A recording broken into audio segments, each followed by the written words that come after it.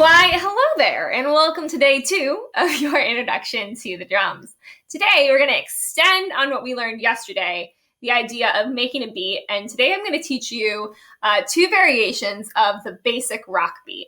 This beat, or some variation of it, is what is behind probably 80% of songs that you might hear on the radio. So if you learn this, then it allows you to kind of jump in and try to start to play along to a bunch of different stuff. So we're going to start real slow, and then we'll build it up a little bit at a time. And I'll warn you ahead of time, this is where we hit a bit of the learning curve. So at first, when you're trying to play these beats, you're going to be using your feet and both of your hands and trying to get them to all do what you want at the same time. At first can feel really hard. It almost feels like your muscles aren't working. They're not responding to the messages your brain is trying to send to them because they can't all do the thing that you want them to do at the same time. So be prepared to get frustrated. But I promise you, if you take it really slow and you keep practicing over and over, your body will adjust and learn to do it. And really the key is just doing it really slow to start with. Okay, so let me show you what I'm talking about. Okay, so we're sitting on our drum set here. We've got our left foot on the pedal of the hi-hat, holding it closed. We've got my right foot on the bass drum pedal so I can hit it. And I've got my sticks here in my hands, remember? Holding them with those loose fists, wrist facing up. And so let me show you what this beat is going to sound like fast, and then we'll break it back down. So it's going to be basically, it's just like a basic rock or punk rock beat.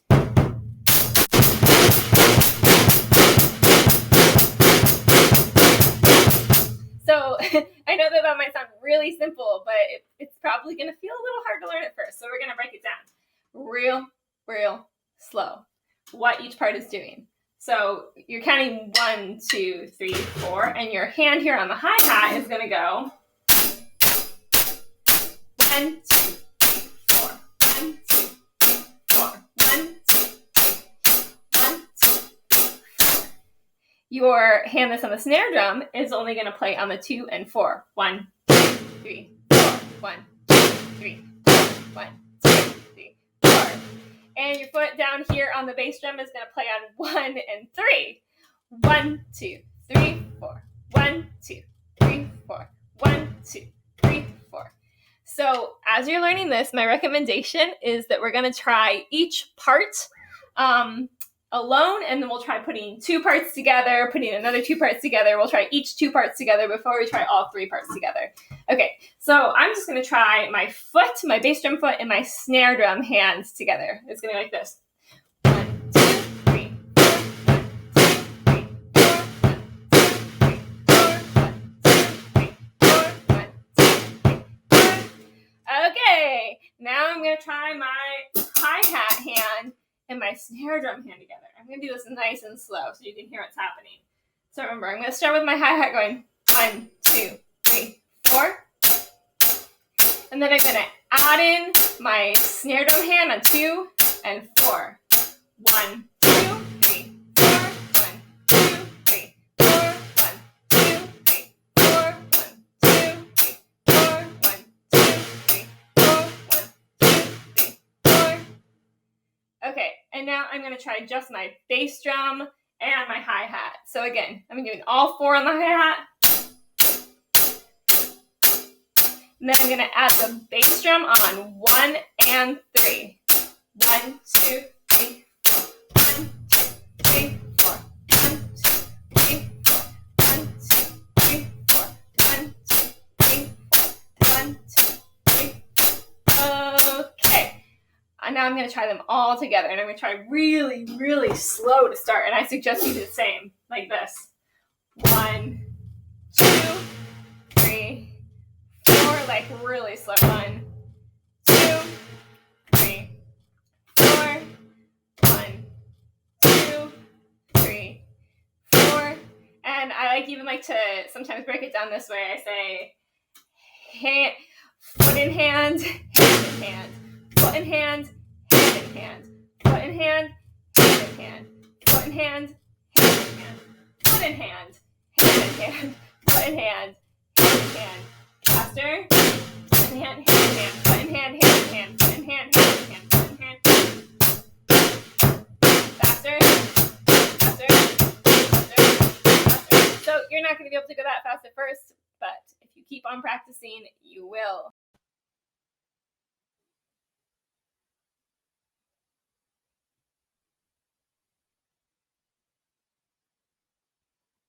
So if you have practiced and you feel like you've got that first beat kind of down, we can move on to the second variation. It's the same beat, we're just adding an extra hi-hat hand in there to do eighth notes. It changes the sound of it a little bit, makes it a little bit more versatile. So let's try it. Okay, so this beat, I'm going to play for you what it sounds like sped up. It's going to sound like this.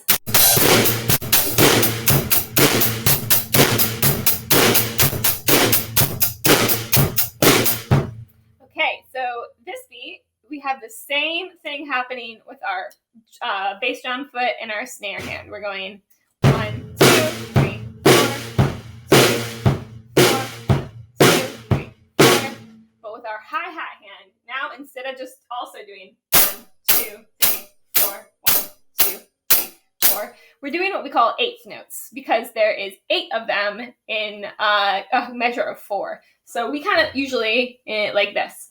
1 and 2 and 3 and 4 and 1 and 2 and 3 and 4.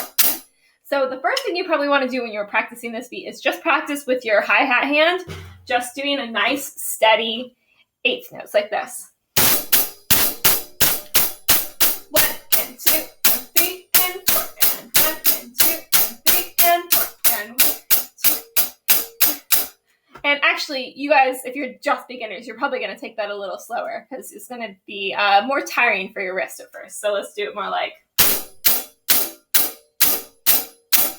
1 and 2 and 3 and 4 and. Okay, just like before, we're going to practice just the hands together, then we'll practice just the bass drum foot in the one hand, and then we'll put it all together. So let's practice with just our bass drum and our hi-hat. So let's start with the hi-hat. 1 and 2 and 3 and 4 and I'm going to start adding the bass drum on 1 and 3. 1 and 2 and 3 and 4 and 1 and 2 and 3 and 4 and 1 and 2 and 3 and 4 and 1 and 2 and 3 and 4 and 1 and 2 and 3 and 4 and. Now let's try it just our hands.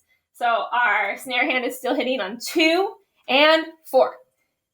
1 and 2 and 3 and 4 and 1 and 2 and 3 and 4 and 2 and 1 and 2 and 3 and 4 and now very, very, very slowly, we're going to put it all back together. And even if you had the first one down, you're going to need to slow it back down probably to master this one. Okay, so I'm going to go nice and slow. 1 and 2 and 3 and 4 and foot and hand and foot and hand and foot and hand and foot and hand and foot and hand.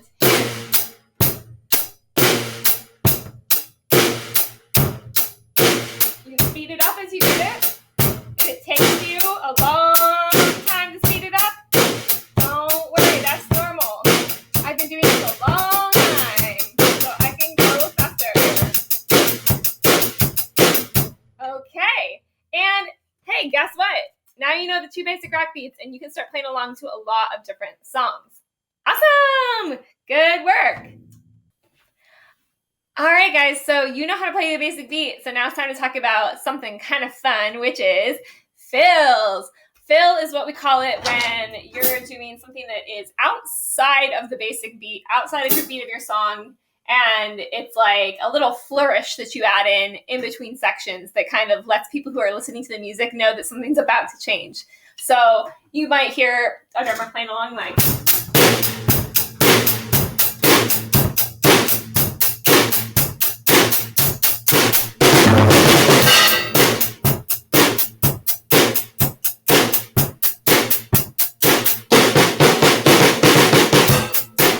those little flourishes that I was doing are a fill. And so we'll start with some real basic fills, and you can play around with them. Basically, a fill can be whatever you want it to be. The only thing you have to be careful about is it has to kind of fit in a certain amount of space, a certain amount of beats, so that you can kind of keep on the right beat and get back into your basic beat that you're playing without getting off tempo. So let's take a look at some examples. Okay, so say we're playing the really basic rock beat, the first one I taught you. You would play that over and over again, usually, like 4 or 8 times in a row, multiples of 4, usually what happens in songs. And the last time you play it, instead of playing the last 2 beats, we're going to add in a fill. Let's keep it really simple and just have it be. So we're just going to hit the snare 4 times. And then you're going to hit your crash cymbal up here and go right back to your basic beat. So it's going to sound like this. 1, 2, 3, 4, 2, 2, 3, 4, 3, 2, 3, 4, 4, 2, and 4, and 1. Let me slow that down even more, that last measure. So you'd be going 1, 2, 3, 4, and crash. 2, 3, 4. The hardest part about playing a fill is probably actually getting right back into it after the crash. So that's going to take some practice. Definitely do it slowly. Let me just play that. I'm going to play it more quickly so you can hear what it would sound like, but practice slowly. 2, 2, 3, 3, 2, 3, 4, 4, 2, 4,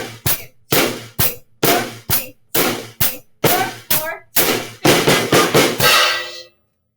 Okay, so some other fun fills might be something like, so you can do it faster instead of doing 3 and 4, and you could do 3 and a 4 and a crash. Those are 16th notes that are faster. Or you could do something like,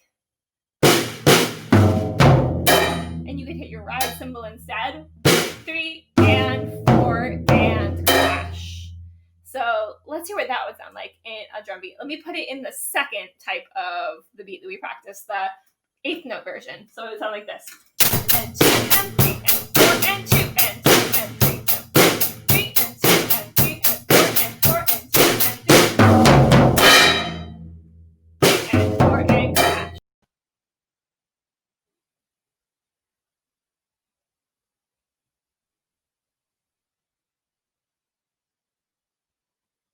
Okay, so that brings us towards the end of our video today, but I'm going to leave you with my top 3 tips for my 3 tenets of drumming that will help you be successful as you go forward practicing being a drummer. The first one is, the most important thing is to keep the beat. So I'm going to show you what that does look like and what that doesn't look like. So I'm going to play along to Katy Perry's Firework. I know that might not be like a super cool song. It's pretty old, and you've maybe moved on from Katy Perry. I don't know. Maybe you like it. But it's a good song for this purpose because it has a really clear drum beat, and it has lots of different sections that are going to be useful for illustrating my points. So bear with me. Listening for the beat. 3, 4, 2, 2, 3, 4. I really need to hear that beat.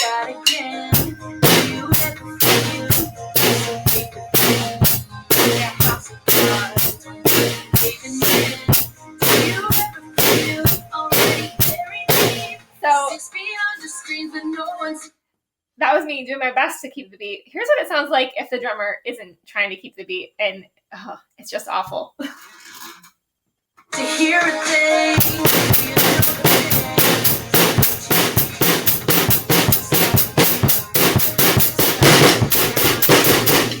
Yeah. Okay, tenet number 2 is to make sure that you are always focusing with the goal of matching the music. So sometimes your music is going to be loud, sometimes a song might be soft.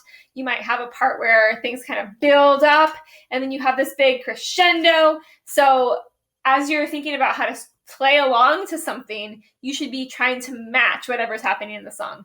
Let's see what that would sound like as I play along more to the song Firework and how it wouldn't look. Building up here.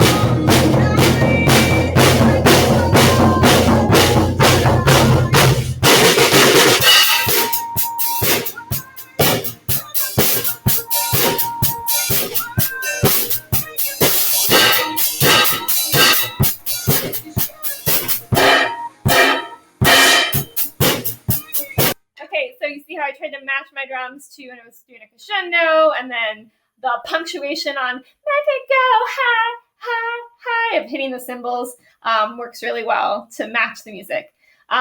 So a mistake sometimes drummers make is instead of focusing on matching the music, they're focused on just like sounding really fancy or playing a lot of fills.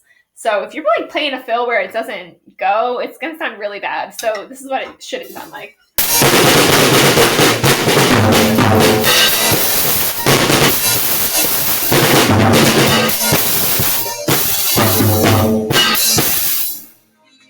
So that was just like totally overwhelming the music. I was just playing a bunch of fills there where it didn't match in the song and just wasn't a good accompaniment. So in your role as a drummer, like maybe this is kind of a bummer to you, but you're not really the star. You're there to kind of back up the music. Unless you're playing a drum solo or something, what you're playing shouldn't like overwhelm the song. Okay, does that make sense? All right, and tenet number 3, the third important thing about drumming is to remember to sit up straight. I always have a problem with that, but sit up straight and play with confidence.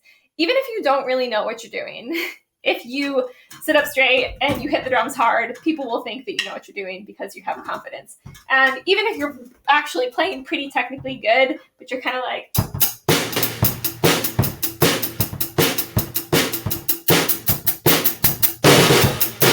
doesn't look like I'm a good drummer. Whereas if I play the same thing and I'm just like, I'm confident sitting up straight and I'm like feeling the beat like bobbing my head, it goes a long way into people thinking that you are good at what you're doing. So if I'm like,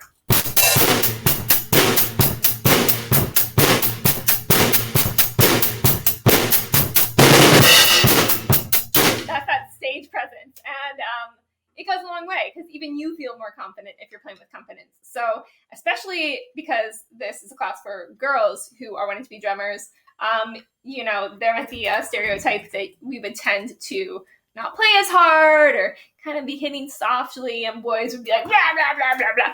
So don't let yourself fall into that stereotype. Don't be afraid of your drums.